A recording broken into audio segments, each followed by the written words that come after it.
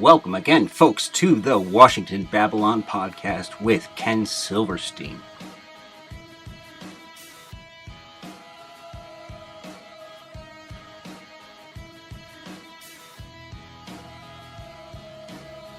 So this week, I'm bringing us a very impressive multi-interviewed investigative report around a lawsuit that was recently filed in Providence that is a real great sort of keyhole view into just what a catastrophe and a humanitarian disaster the Providence Police Department is in its treatment of working class black and brown folks in the city and the urban core of South Providence.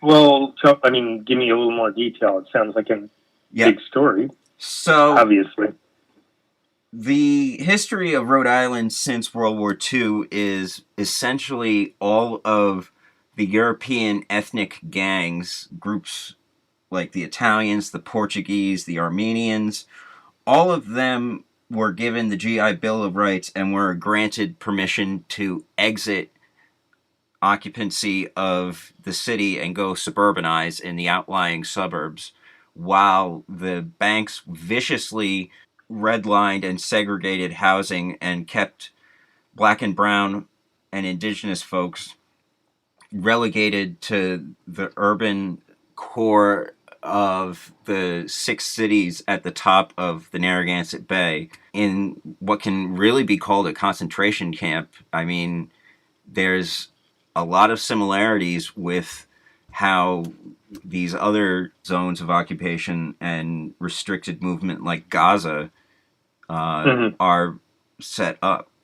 So what happened is, over the past 25, 30 years, this really amazing multi-ethnic coalition of organizations and organizers led by African Americans and Latinos and Southeast Asians and indigenous people and other people of color, they've come forward and developed this really powerful coalition. And one of the major struggles that they had as a campaign over the past decade was called the Community Safety Act, which sought to make the Providence Police codify and legislate an anti-police brutality and accountability program that's one of the most robust in the entire country.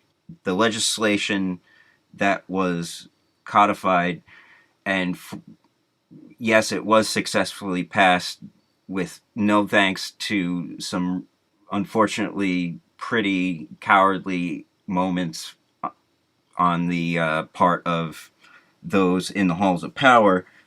Part of it includes this tool that was created by the Providence Police that is absolutely opaque, has no accountability, and it's known as the Gang Database. And it's the most blatant instance of racial profiling you could possibly imagine. And when was this? How long has this been going on? When was it in the database? The Gang Database is something that its history is pretty opaque itself, because we don't know until fairly recently, when there's actually just almost an accidental disclosure by the police force that this thing even exists. What's going on? You know, it's just this thing that exists within the police department without any sort of acknowledgement to the public. And at one point, you'll hear in the interview, it may very well have been nothing more than a policeman's marble notebook. There's no accountability. Any idea on how many people are in the database? Nope, no idea. If you're in the database, no process for getting taken out of the database, no sort of profile of how you can even know if you're behaving in a way that gets you put into the database. It's basically, if you've got dark skin, you're in. So what we're going to... And how's it utilized? I mean, does that mean that if you're... it's a great way to... what happens is first, on the first basis, it's a racial profiling thing. So it's a marker if you're pulled over by the police to do more expansive and more invasive pat downs and stop and frisk type procedures because your name just is in this opaque list that has absolutely no accountability or process for even getting acknowledged from the police that you're in this thing. Then, so if you're pulled over, you're going and you happen to be in that database, even if you don't have a criminal record or you're not carrying, there's no gun in the car, just your name in the database is enough to lead to, I mean, does it lead to your arrest? Does it lead to expanded, I mean, all of the above. So likely. All of the above, and including up to and including potential deportation, because we're dealing with a large number of immigrant population people who could be in this list. You've also got a situation where a lot of the alleged so-called markers that get you points in this database have little more to do than guilt by association, because if you show up in a photograph with other people who are in the gang database, so you're in the gang database. So if you're a 15-year-old and you go over your buddy's house and have a beer and a smoke on a Friday night and a picture gets put up on Facebook and the cops see it, now you're in the gang database. So it's just a license. Sort of like the post 9/11 terrorist database. Absolutely. And a lot of it is informed, in fact, by that same metric and logic. So, listeners, this is Andrew Stewart here with Vanessa Flores-Maldonado, who has been organizing for many years now with PRISM, and one of the major campaigns that they've been working on is called the Community Safety Act. Vanessa, you've been on this roller coaster way longer than, at least as far as I know myself, having just followed it. So how would you describe where things are at, seeing as you've just filed a lawsuit with the city trying to make them keep up with this thing?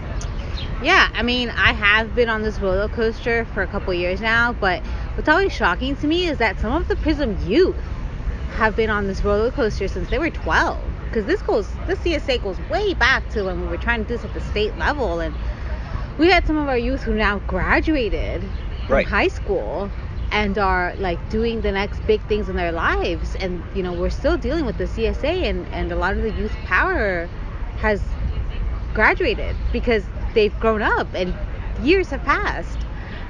So it's wild to me that it's something that we're still dealing with a lot heavily, something that we have to keep our eye on, just because every now and then things try to slip through the cracks and try to go unnoticed and unannounced. And so our job has been to make sure that we're very loudly, very pointedly letting people know, hey, even though the ordinance passed back in 2017, which 2 years ago, even though the ordinance passed 2 years ago, we're still seeing a lot of policies that are outdated, straight up illegal, straight up in violation of not just the CSA, but also your constitutional rights.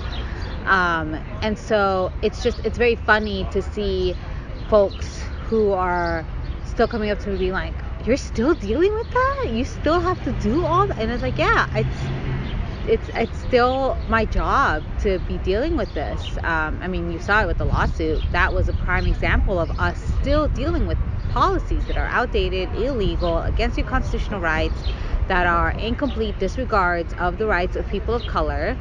And the police department thinks they can get away with it because people aren't paying attention. So you gotta be right there. Oh yeah, I have to be at every meeting, in every conversation, but I also have to be in all of these meetings and making sure that they know we're still watching, we're still listening. So Community Safety Act was this pretty all-encompassing police accountability, anti-brutality ordinance, and one of the aspects of it was this thing called the gang database, and Yeah. you just filed this lawsuit against the city and the mayor and the police department because they're still running that shit. Yeah, so for now, they say that they have temporarily taken it down, rescinded not just the gang database criteria, but the whole policy around the gang database. So essentially, according to the police department, there is no gang database operating actively in Providence. Right. I don't believe that at all, because that's not the first time they've told us this, and we've later come back to find out actually they have been maintaining that database. And so yeah, it was a 15 criteria to get you on the gang database. You only needed to get 10 points to get on there. And there's like 1 or 2 points that were like, all right, that's, if you admit you're a gang member, then yeah, that should get you points towards being on the gang database. That makes sense. But one of the ones that we found the most entertaining was that 8 points. You get 8 points automatically if you are a contributor to a gang publication.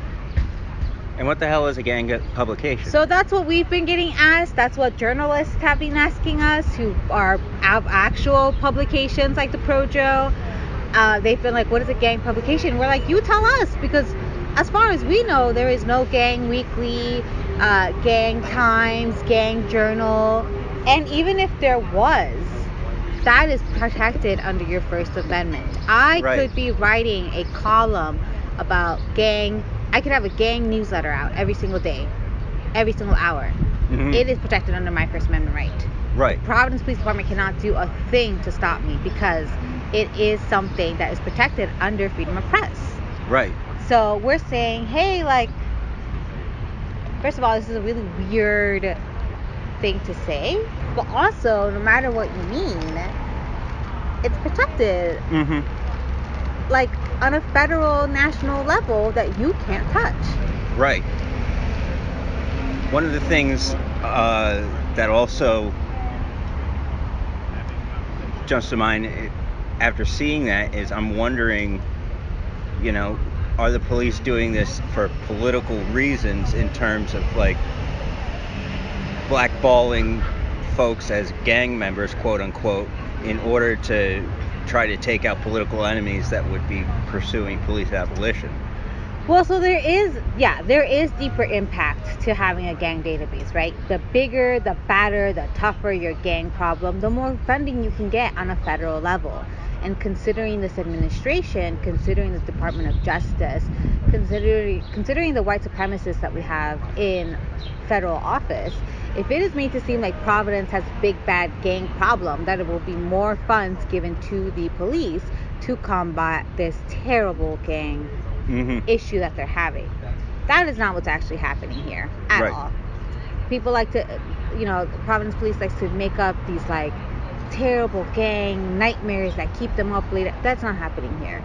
The only gang nightmare happening in the streets of Providence is the Providence Police, who can be seen patrolling and harassing and violating the rights of people on Elmwood, on Broad Street at 2 a.m. I invite anyone to go out and see how many cop cars do you see at 2 a.m. on Elmwood on a Friday night versus on Hope Street? Take that tally into account. So it is for gain, it is for clout, it is for something, I don't know what, that has to do with,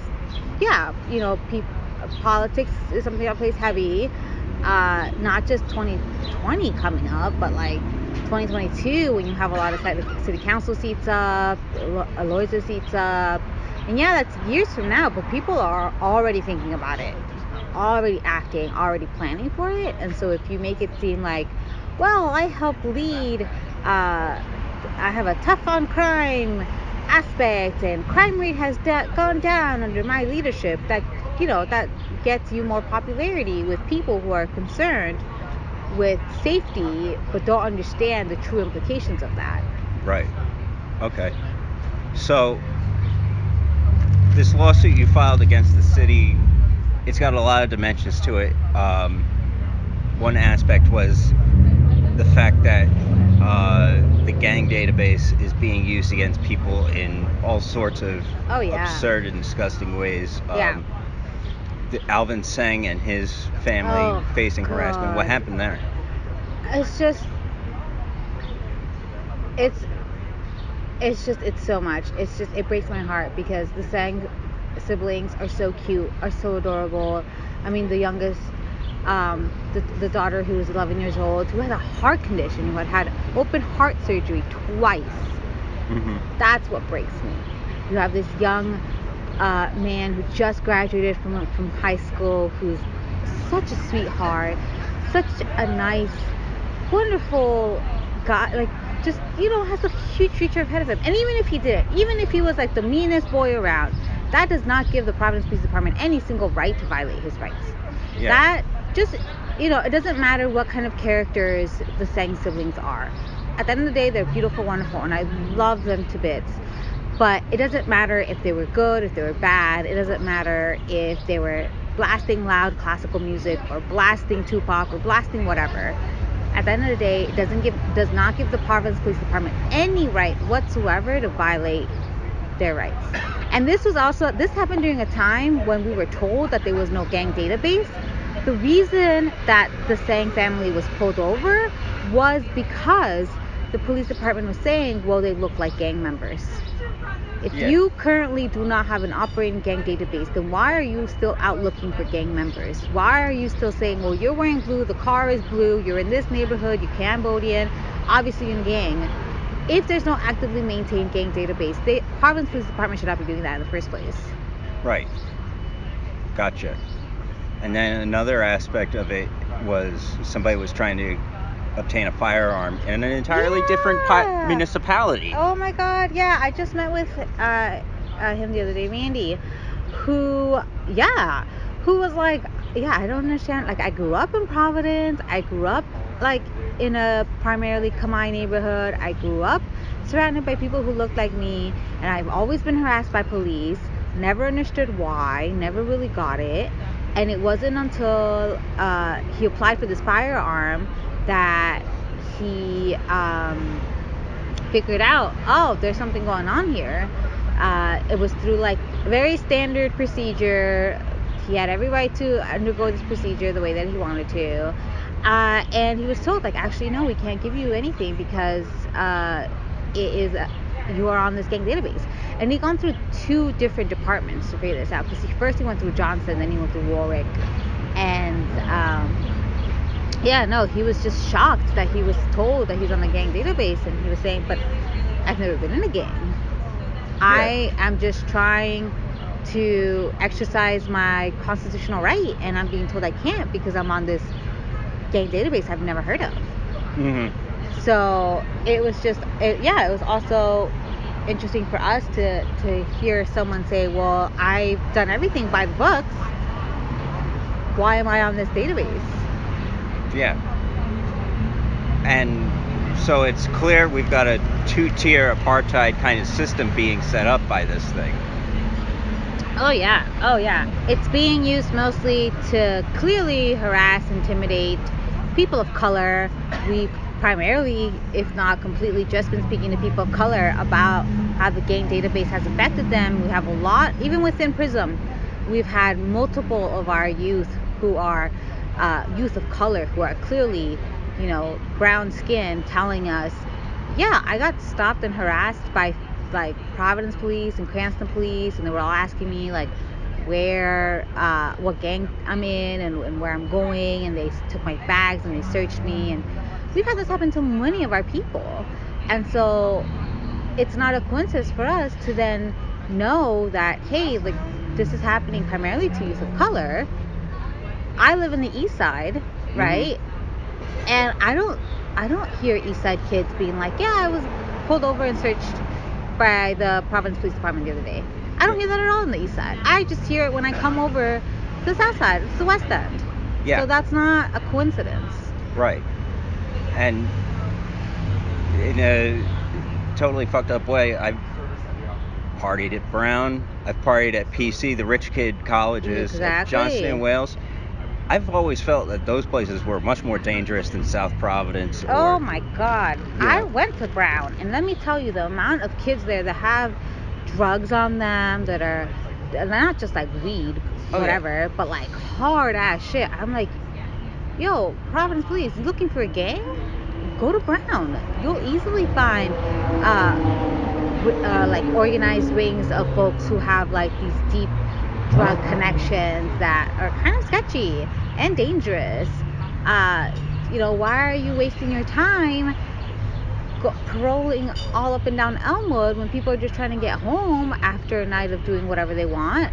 Why are you giving them a hard time when you know that when spring weekend comes around at Brown University, a majority of that student population is on some kind of hard drug? I went to that school. Yeah. I come from I'm from LA. I come from a hood where I know when someone's on drugs, and I can tell you, going to Brown, I knew when people were on drugs like half the time, every other weekend, doing some kind of hard drug. And then I come to the South Side, I come to West End, I come to these community centers, and I'm like, why are they giving you such a hard time? You're just trying to live. You're just trying to breathe. But they're always acting like you out here dealing enough fucking painkillers to knock out the entire city, when that's not true. Yeah. I went to Rhode Island College, which is down the street from PC. Mm-hmm. And PC, it was the kind of rule of thumb. You go there for all the good Schedule 1 drugs. Exactly. So it's just really fascinating to me, this double standard of we're trying to get guns off the street, we're trying to reduce drug overdoses, we're trying to make the community safer. No, you're not. Mm-hmm. You're really not. Because if you're trying to make the community safer, you wouldn't be policing homeless people and arresting them for smoking.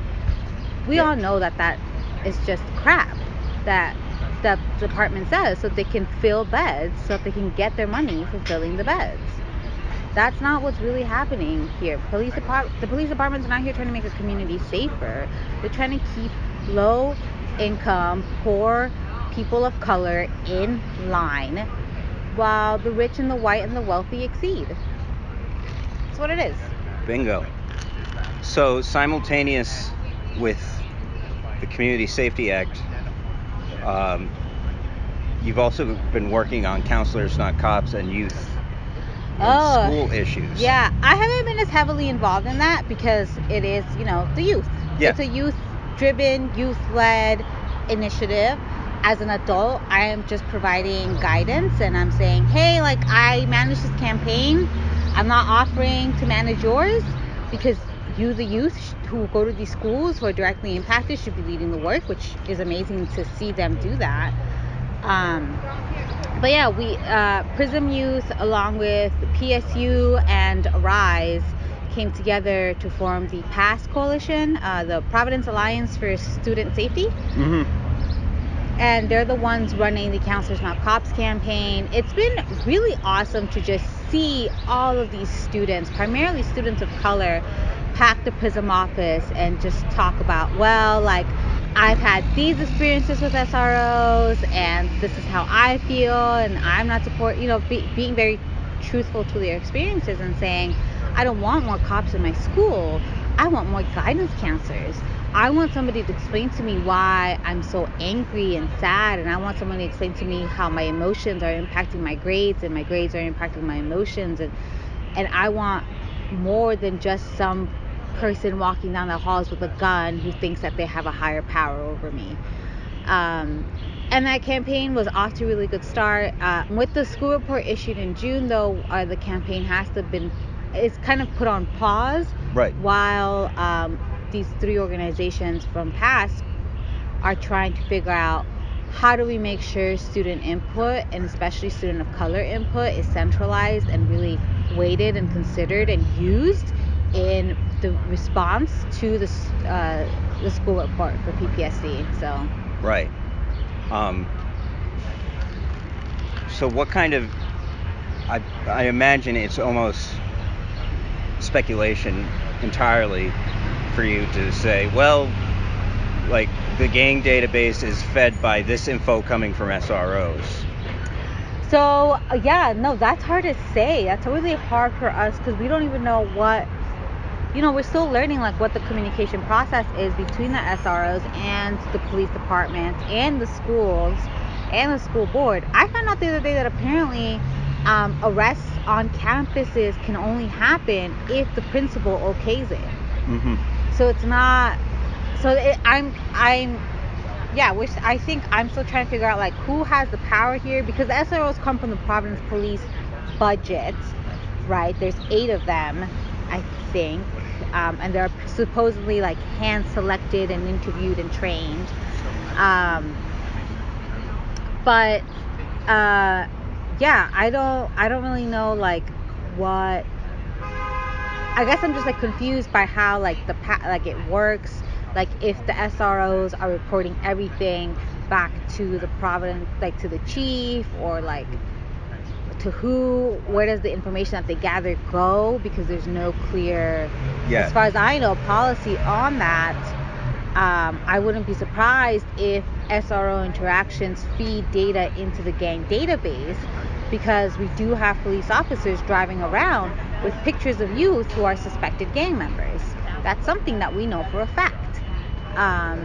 So I wouldn't be surprised if SROs are identifying problematic kids that then get like fed into the gang database that allegedly doesn't exist. Right.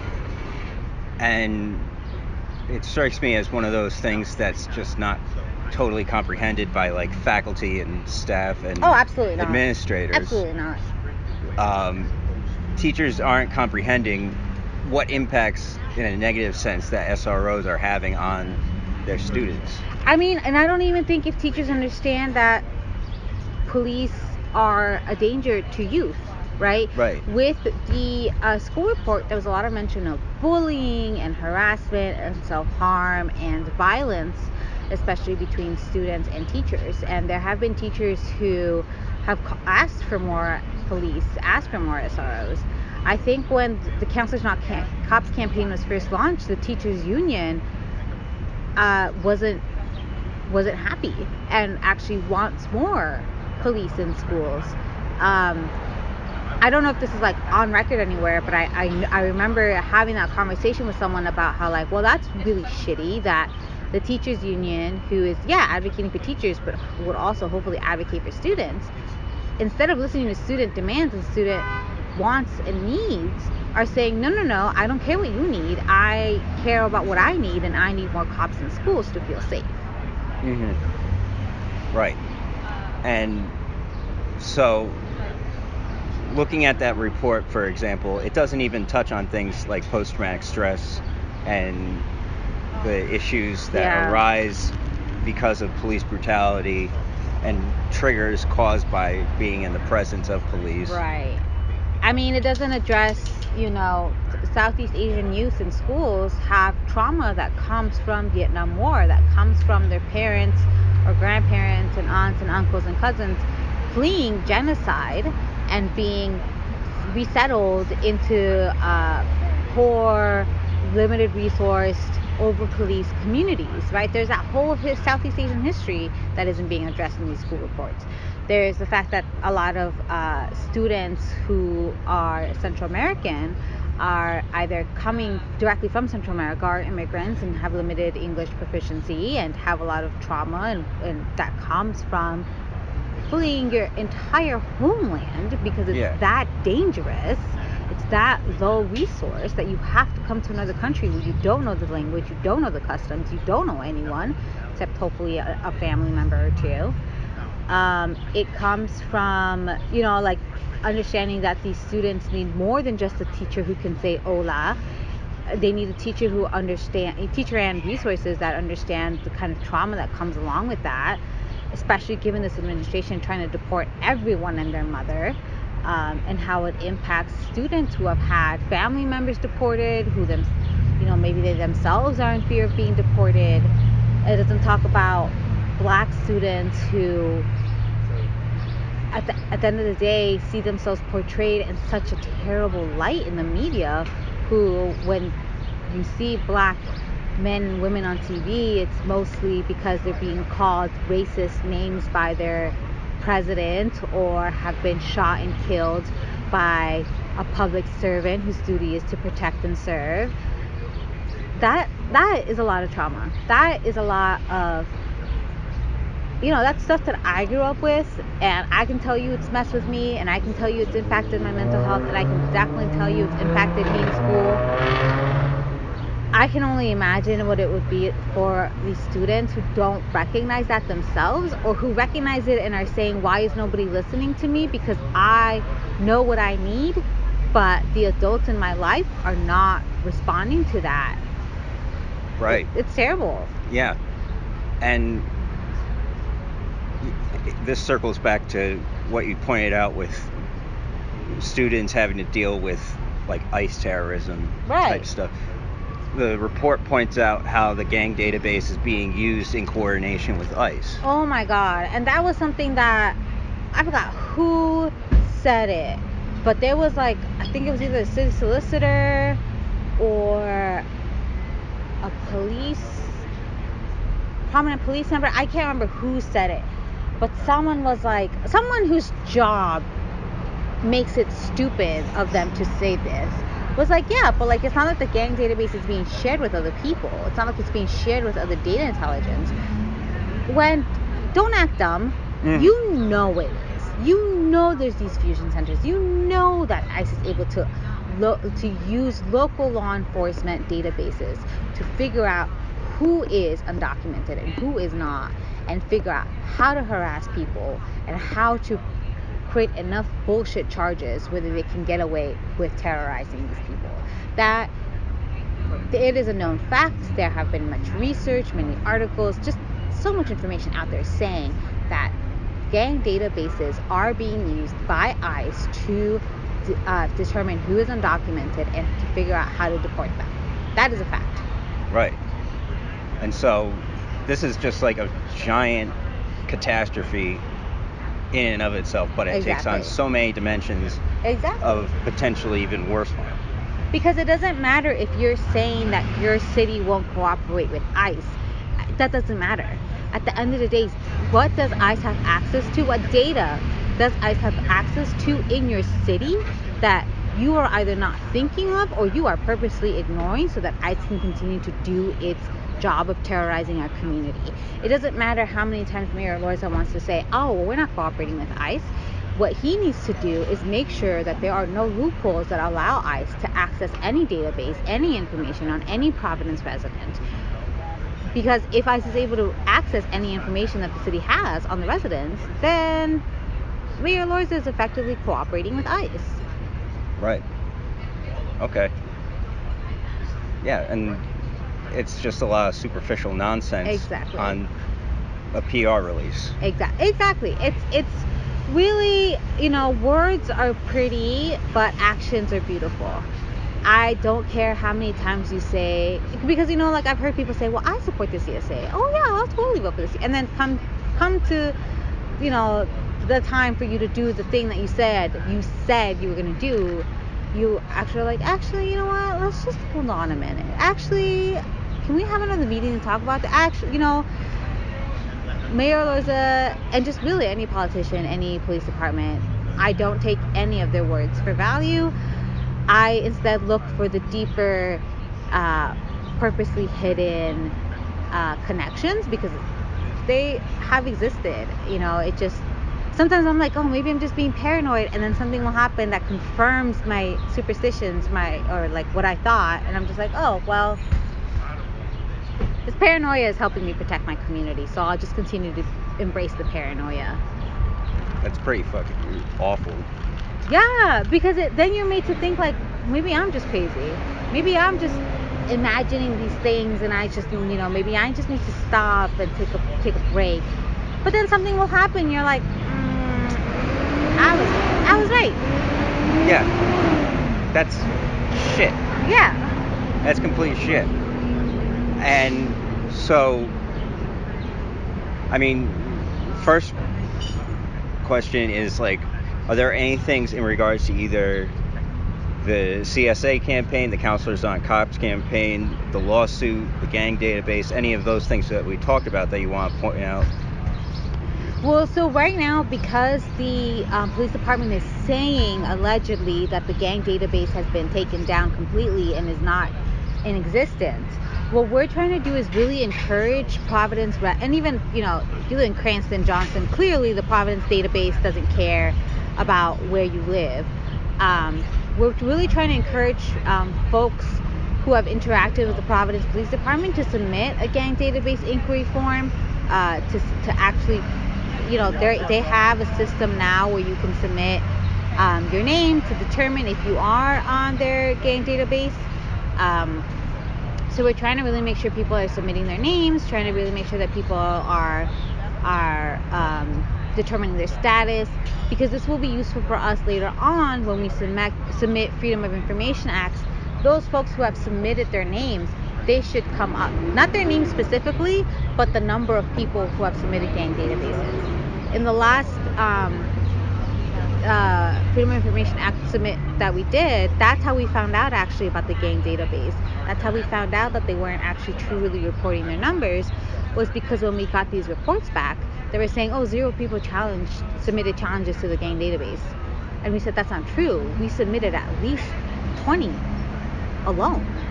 Like that, there's absolutely no way that's true. So we need folks to be submitting gang database inquiry forms, so that later in the year we can submit a public information request form, what is it called, APRA request? Yeah. Or I forget what Freedom of Information Act? Yeah, same thing. I forget what APRA stands for.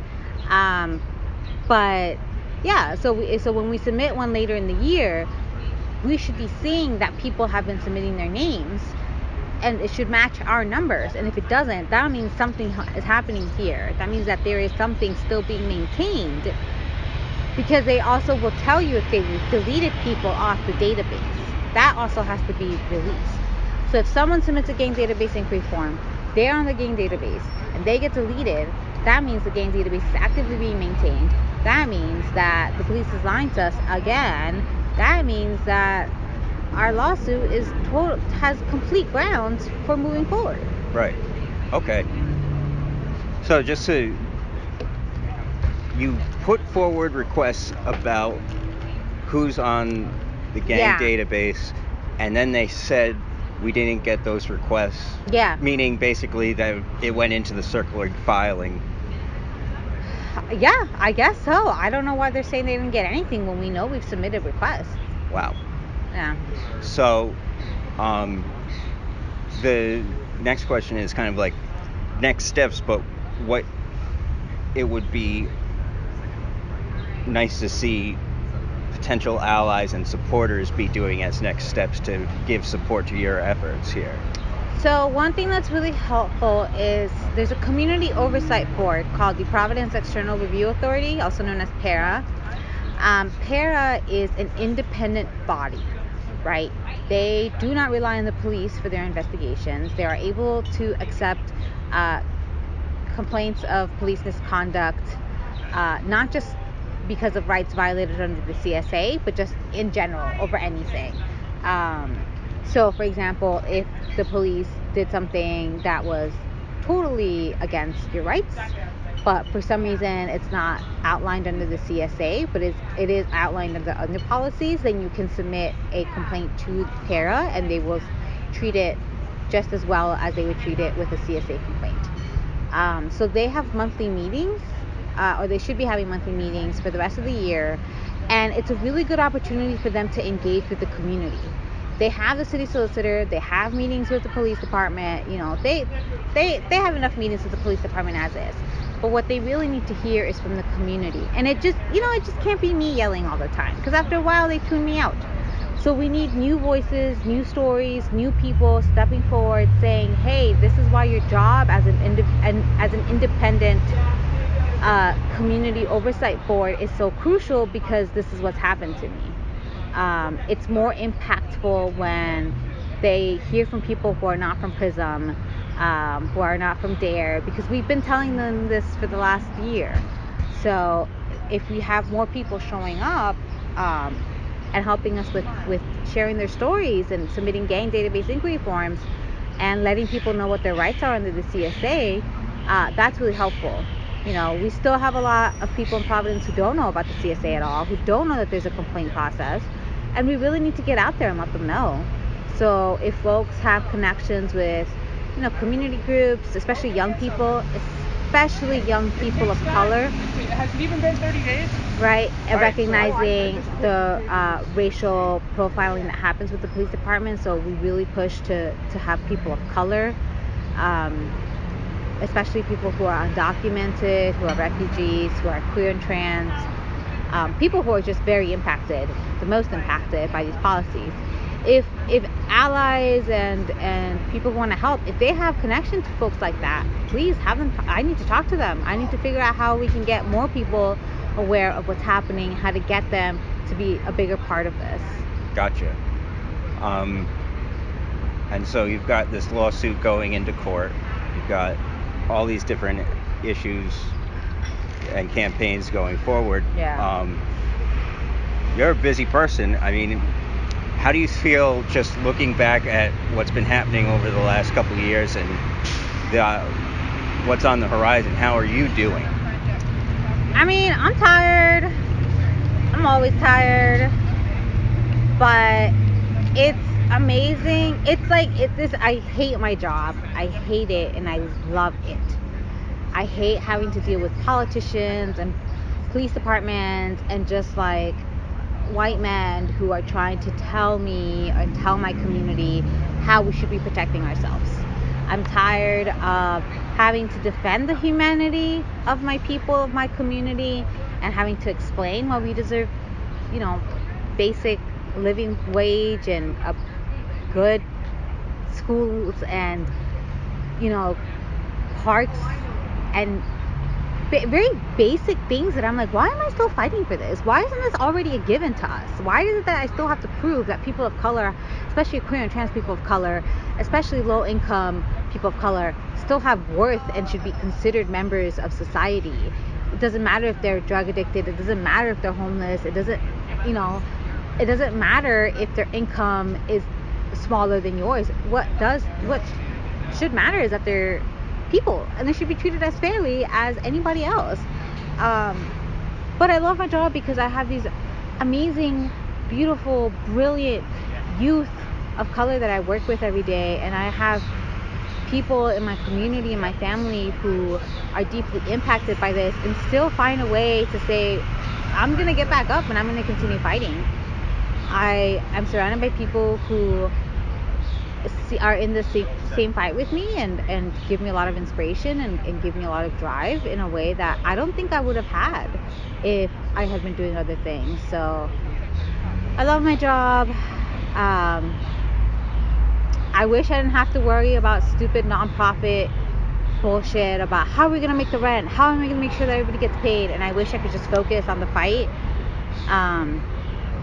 And I wish I could just if I just didn't have my job be a thing. I think that's my goal, is to work towards a world where I don't have to worry about how I'm gonna fight for the equal treatment of my people. Mm-hmm. I want to work towards a world where we don't have activists and organizers and nonprofits and grassroots organizations and coalitions anymore, because they come from a need of people like me who don't have equal access, equal treatment, equal justice. Black and brown folks who had to organize themselves because nobody else would. So, long answer to say, the fight is still going very strongly. I don't care what the elections in 2020 say.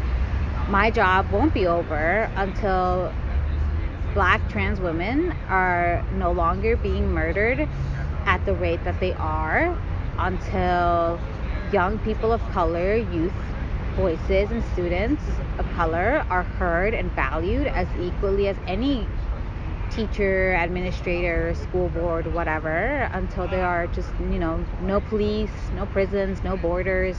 Mm-hmm. I'm going to have to keep fighting. Folks, as we approach the end of the year, please consider making a tax-deductible donation to support PRISM, the Providence Youth Student Movement, a nonprofit organization based in South Providence. You can do this by visiting prism.us, PRYSM.us, and donating via their secure portal with actblue.com. This has been the first of a multi-part episode that is to be continued soon. Thanks for listening, and be sure to tune in next week. This is the Washington Babylon Podcast, hosted by Ken Silverstein and produced by Andrew Stewart.